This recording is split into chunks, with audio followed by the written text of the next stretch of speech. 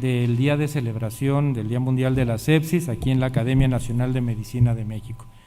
Y a continuación va a estar con nosotros hablándonos en relación a mecanismos de resistencia en Pseudomonas y Klebsiella pneumoniae a un experto en el tema, el doctor Alfredo Ponce de León Garduño. El doctor Ponce de León Garduño es miembro de la Academia Nacional de Medicina de México, es investigador nacional, miembro del SNI y además es jefe de Departamento de Infectología del Instituto Nacional de Ciencias Médicas y Nutrición, Salvador Subirán. Es todo un gusto y un honor, Alfredo, que estés con nosotros. Bienvenido. Muchas gracias por la invitación. Le comentaba yo justamente al doctor Carrillo que venía yo en el metro y nadie usaba cubrebocas, porque ya le perdimos respeto a los virus, en especial a COVID.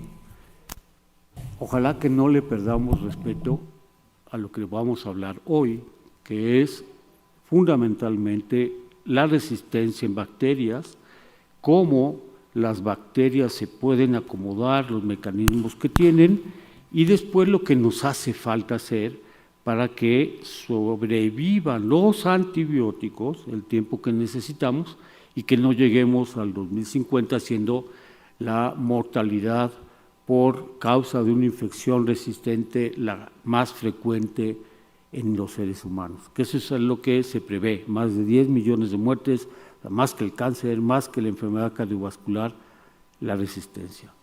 Entonces esa es la declaración, y lo que hoy he intentado pensar con ustedes es fundamentalmente ver el impacto que tienen las infecciones, eso es muy importante, sobre todo las multiresistentes, y tratarle de dar el sentido del peso específico, del impacto real que tienen, ver los mecanismos de resistencia, no nada más en México, sino las diferencias que hay entre nosotros y otros países, sobre todo en América Latina, y ver las opciones terapéuticas, porque bueno, pues parte de lo que es nuestra obligación, y con esto me parece que es lo fundamental, es ver que la salud pública es fundamental, pero el cuidado individual de los pacientes, el cuidado óptimo de cada paciente debe de ser siempre el objetivo fundamental. Entonces, veamos las amenazas primero. Desde el punto de vista de la dinámica microbiana, las bacterias tienen muy numerosos mecanismos por los cuales defenderse, que si hacen una mutación pequeña, a que si producen por una regulación muy específica una enzima que destruye con alta capacidad lítica un antibiótico, pasando por los mecanismos que regulan su entrada, que son las porinas, las bombas que sacan el antibiótico. Es decir, las bacterias tienen muchísimas formas en las cuales poder, a través de esta dinámica, adquirir o adaptarse al medio ambiente.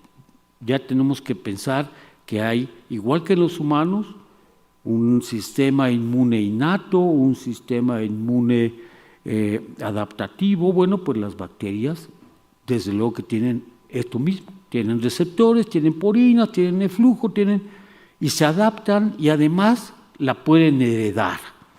Y la heredan también a través de mecanismos de transferencia inicialmente horizontales. Y esa es la razón por la que se hacen los grandes brotes. Sin embargo, el otro muy importante, la amenaza considerable, son los factores de riesgo propios de cada persona. Todos somos diferentes y eso hace que metabolicemos las cosas diferentes. Una persona que vive con diabetes, la farmacocinética del antimicrobiano cambia. Una persona que tiene falla renal cambia.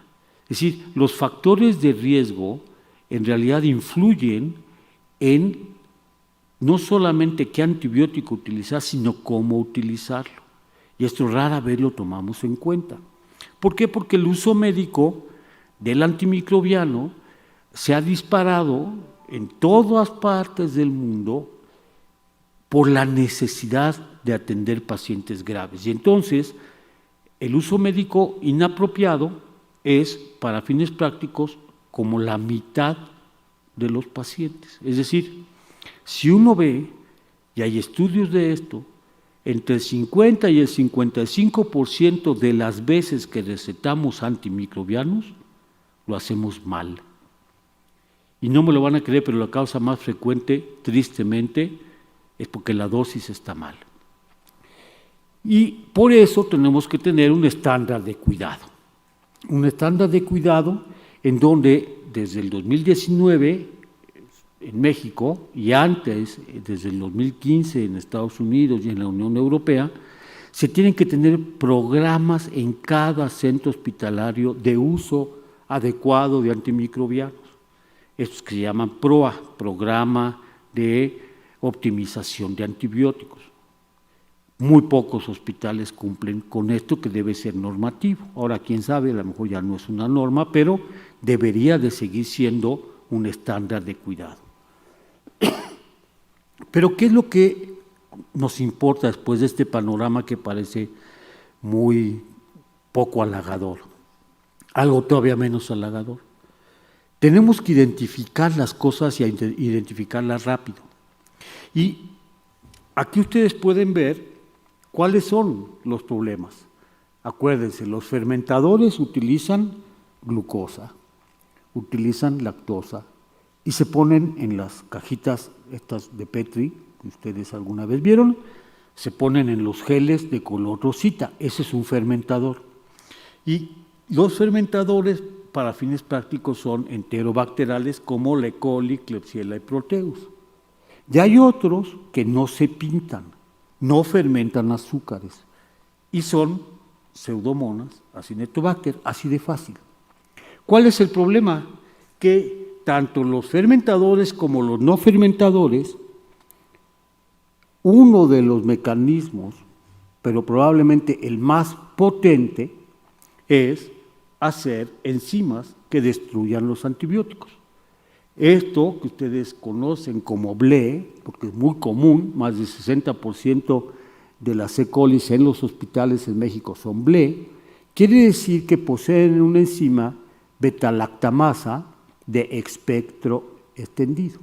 Y este espectro extendido quiere decir que no sirven cefalosporinas ni de primera, ni de segunda, ni de tercera, y muy pocas de cuarta generación, muy pocas bacterias son susceptibles a cefpiroma y a cefepima, que son las cefalosporinas de cuarta generación, cuando tienen o producen una de estas enzimas.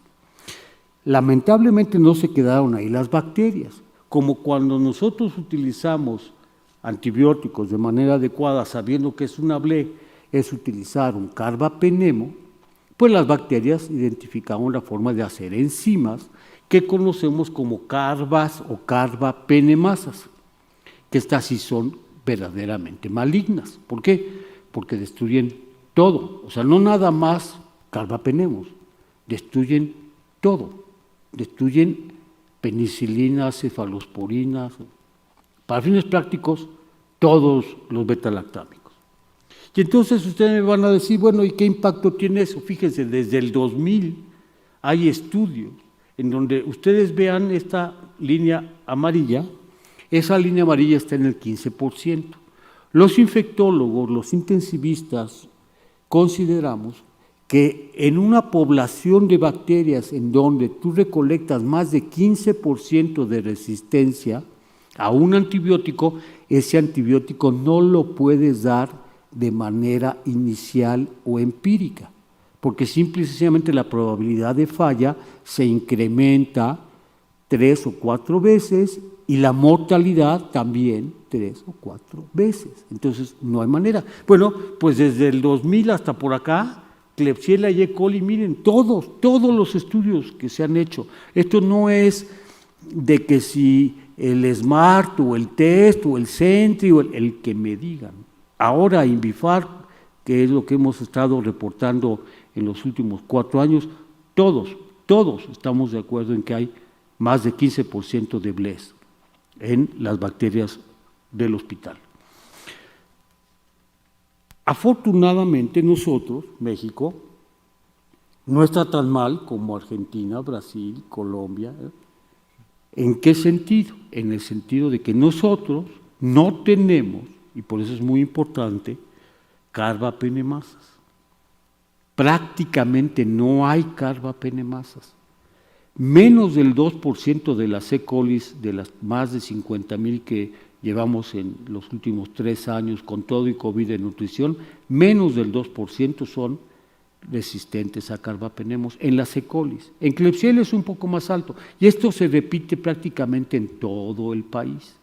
Sí, los enterobacterales no son productores de carbapenemasas, y cuando lo son, no son KPC, sino son metalo-betalactamasas, es decir, la nueva Delhi, que es todavía más peligrosa.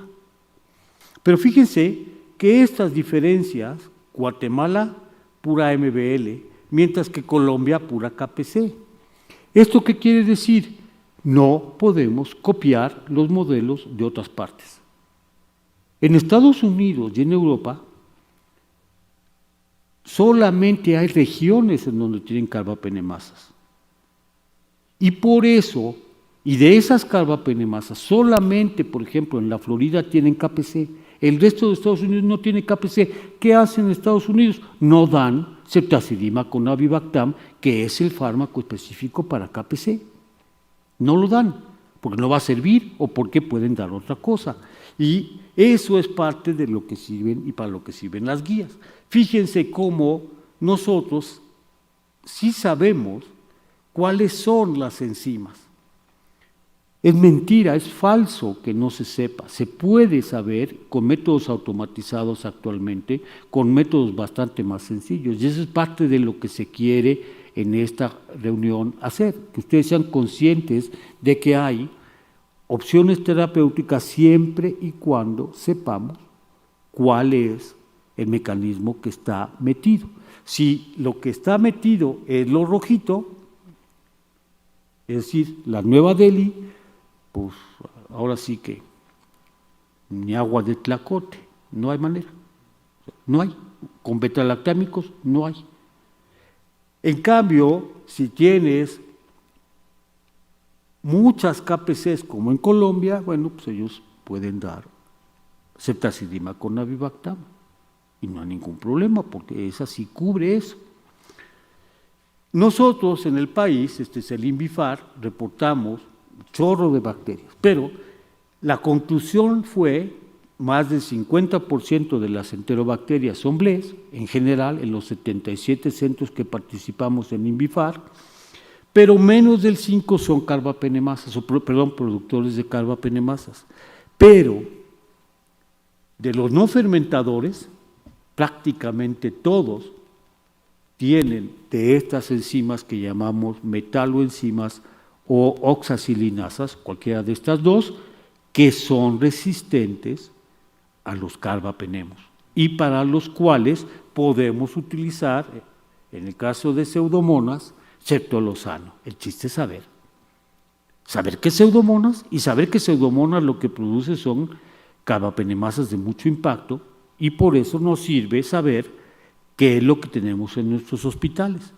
Esto es todo el mundo, cuidados intensivos. Fíjense cómo sí hay pseudomonas, 26% son pseudomonas. Hay pseudomonas. Y pseudomonas que damos, incluyendo a México, que te producen 70, 80, 60% de resistencia a carbapenemos. ¿Por qué utilizar el carbapenemos si tenemos ceftolozano con tazobactam? Lo mismo, tenemos Klebsiella pneumoniae, en segundo lugar. ¿Qué pasa con Klebsiella? En México no tenemos problema, podemos utilizar inclusive a veces ceftriaxona, ertapenem, porque no son KPC. Pero tengo que saber que no son KPC. Y es más, tengo que saber que, por ejemplo, si tengo una pseudomonas no sensible a piperacina con tazobactam, puedo utilizar ceftolozano, se puede. Si tengo una no sensible a meropenem, puedo utilizar ceftolozano. Si tengo una no sensible a septa, puedo utilizar ceftolozano. Es decir, ceftolozano para pseudomonas es probablemente, y eso es en todas partes del mundo, la mejor opción. Ahora, ¿cómo vamos a medirlo? Me voy a dar un poco de prisa. Hicimos un estudio padrísimo, que ustedes léanlo. Este es un texto clásico, ya lleva en este momento en un año y cachito lleva más de 6,000 citas, para que se den una idea. Es el estudio de la carga, del impacto que tiene en la vida. Y esto, acuérdense, se mide como años de vida ajustados a discapacidad. Es decir, en pocas palabras, el DALI ve o salud o muerte. Y lo hicieron en todas partes del mundo. El instituto fue, la verdad, un gran contribuyente porque tenemos bases de datos de muchísimos años. Y a la hora de medir, al modelar, lo que hicimos fue pensar, bueno, el número de muertes entre cada una en los cuales la infección jugó un papel, la proporción de muertes atribuibles a ese síndrome infeccioso determinado, la proporción por síndrome atribuible al patógeno y a la resistencia del patógeno, y luego la razón de riesgo de muerte. Esto que suena muy complicado, pues lo es. Matemáticas avanzadas, pero a final de cuentas, ¿qué nos dijo el estudio? Y aquí nada más para simplificar. Primero, miren, aquí esto es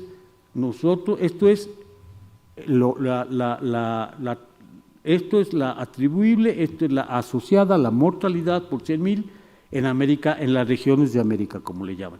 Y nosotros, bueno, aquí estamos como América Central, para que dicen que están equivocados, deberíamos de haber estado en Norteamérica, pero Estados Unidos en algunos sentidos se parece muy poco a México, y como México solamente era nutrición, decidieron ponernos acá.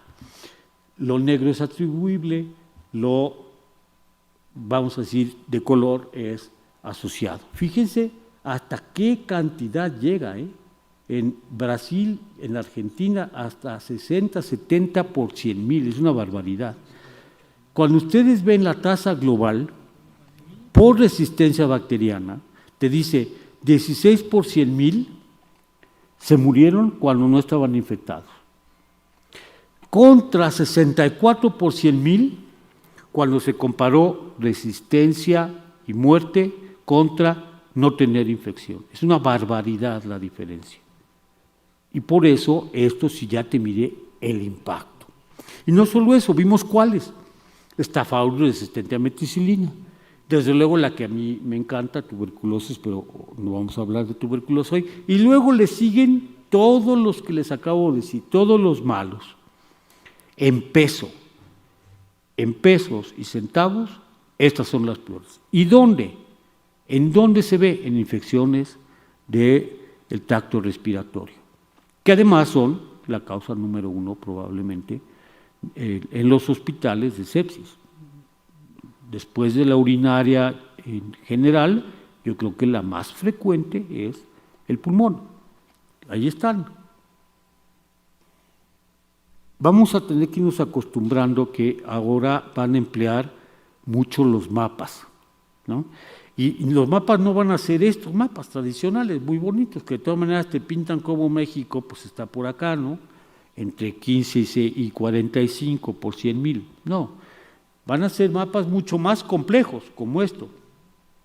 Mapas de calor, en donde te va a decir, por un lado, cuál es el antibiótico y cuál es el germen, y cuando ustedes vean más color, más hacia el negro, pues va a ser más hacia muertes.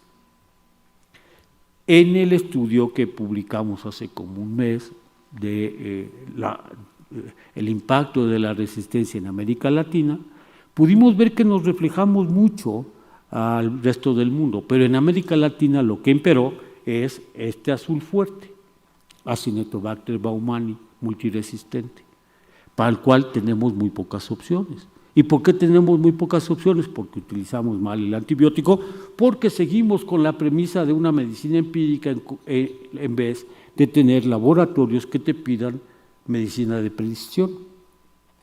Y esta medicina de precisión solo se da cuando conocemos la resistencia y las causas y cuál es el consumo de antimicrobianos en tu hospital con tus factores de riesgo. Es decir, ya no es el control de infecciones nada más, Ya no es cuál es la resistencia que te dice el laboratorio, ahora tenemos que conjuntar y decir, además estoy utilizando, por ejemplo, mucha piperacina tazobactam y el impacto que tiene, y medirlo. ¿Por qué? Porque al final de cuentas el criterio para los pacientes con sepsis es hospitalizar. Y entonces cuando tenemos que ubicar al enfermo, necesitamos saber la gravedad del cuadro, necesitamos conocer la epidemiología local. Y como yo les digo, siempre los factores de riesgo para mí se resuelven en estos tres. Todo lo demás lo conocemos de memoria, pero yo se lo suavizo y más bien les digo, aguas. Si el paciente tiene un catéter cualquiera, para lo que quieran, de hemodiálisis, un central, un periférico, el que quieran, si tiene o tuvo un catéter, si está o estuvo intubado orotraquealmente y si recibió antimicrobianos en los últimos 90 días, el riesgo es Pseudomonas. Acuérdense, no les va a fallar. Piensen en Pseudomonas y no van a fallar. Todo lo demás puede ser neumococo, enterobacteriales, pero si tiene algo de esto, es Pseudomonas.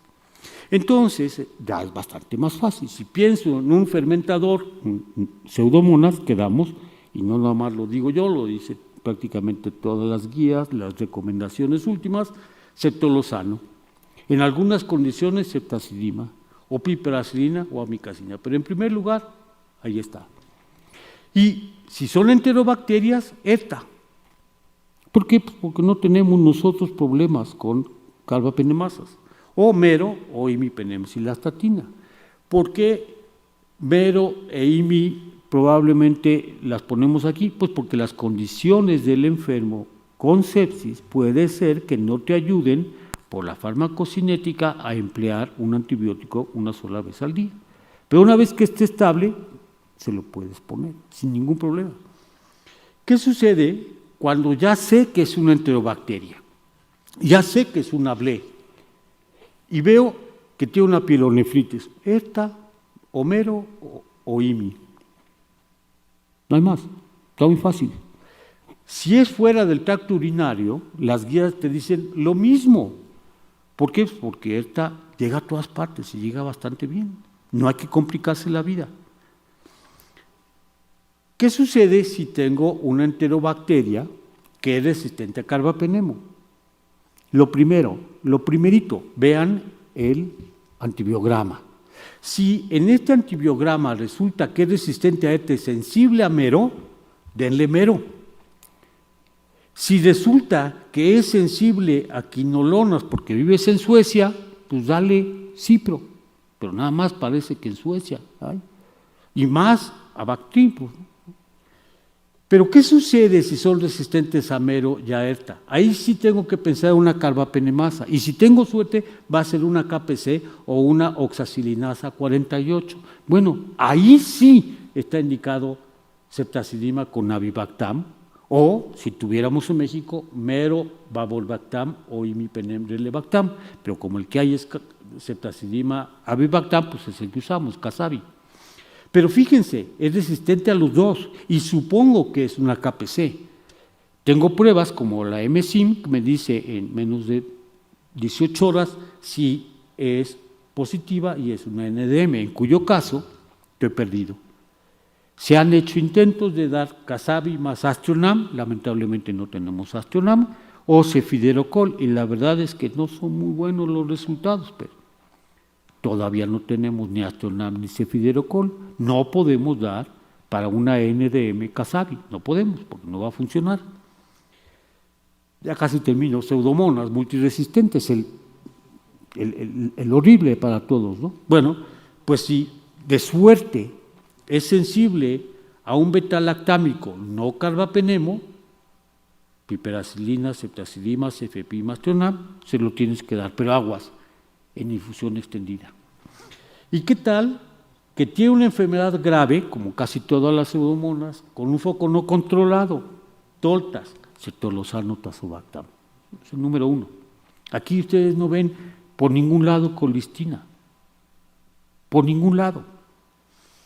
Por eso es que el manejo óptimo tiene que ser individualizado, tenemos que buscar la causa de por qué es resistente, y que hay diferencias regionales, es más, aún las locales son muy importantes. Eso es bien importante tomarlo en cuenta, no podemos copiar, tenemos que ir y ver lo que está pasando en cada una de las instituciones donde trabajamos. Y claro, en América Latina, el problema son enterobacteriales, BLES, pseudomonas difíciles de tratar, y este manejo empírico que se ha dado con colistina probablemente es un abuso. No te garantiza éxito, pero sí mucha toxicidad. Para terminar, para pseudomonas, ceftolozano, para enterobacteriales, KPC, que a muy pocos, ceftazidima bivactam. Para todo lo demás, no te compliques, toma una buena muestra, mándala al laboratorio, y si te dice es susceptible a este antibiótico, vamos a poner una coli que sea de milagro susceptible a ceftriaxona, ¿para qué le das esta? Dale ceftriaxona. Pero si te dice que es BLE, dale esta, no te vayas a darle Casabi. ¿Para qué? Tenemos que aprender que si queremos que duren los antibióticos, seguir las reglas, estudiar a fondo, que no cuesta ya mucho, de verdad es mucho más económico esto que estar dando antibióticos que no tienen que recibir. Y si el paciente en terapia intensiva con sepsis le tomas una muestra respiratoria para ver un FilmArray, la plataforma que ustedes quieran, para ver qué gérmenes tiene, y no tiene, a las 72 horas no crece nada en el cultivo, en una buena muestra, quítale los antibióticos. Quítaselos, lo que tiene es algo viral. Muchas gracias.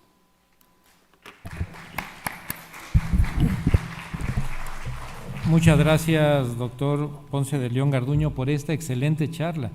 Y bueno, en la charla ven la excelencia y el conocimiento del doctor Ponce de León, que en pocos minutos nos dio el panorama general del uso de antibióticos en sepsis, sobre todo para este tipo de bacterias altamente agresivas, y como bien lo comentó, cada vez la vemos más en el ambiente hospitalario, en los servicios de medicina intensiva, también en los servicios como el del Hospital General que atienden a pacientes con sepsis y todas las complicaciones propias de la misma.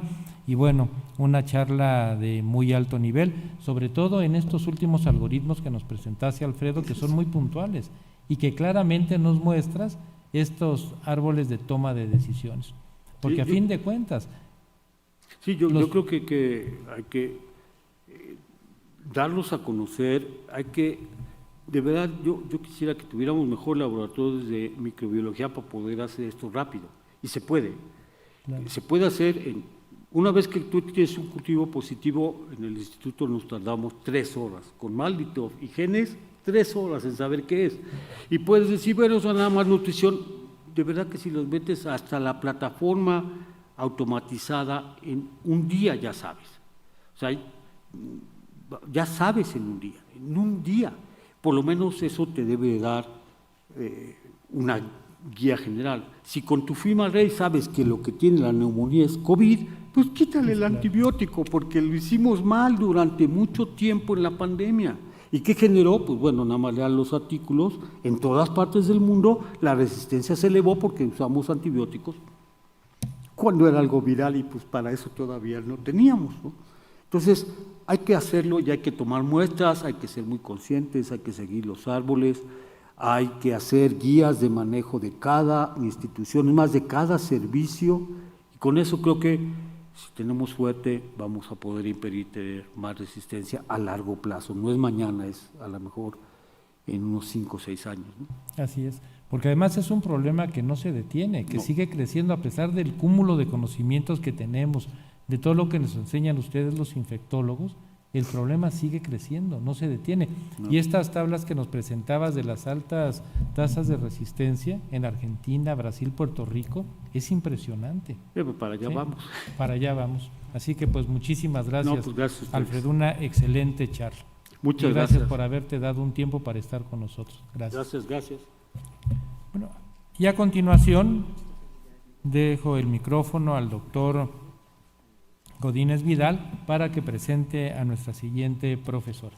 Sí, dando continuidad y ya va tomando cuerpo la plática. A continuación veremos el tema de sepsis en pediatría, hacia dónde vamos, de la doctora Marta Patricia Márquez.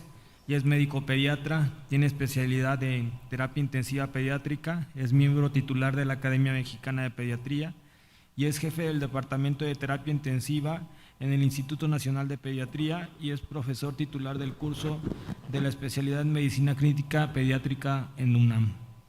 Bienvenida, doctora.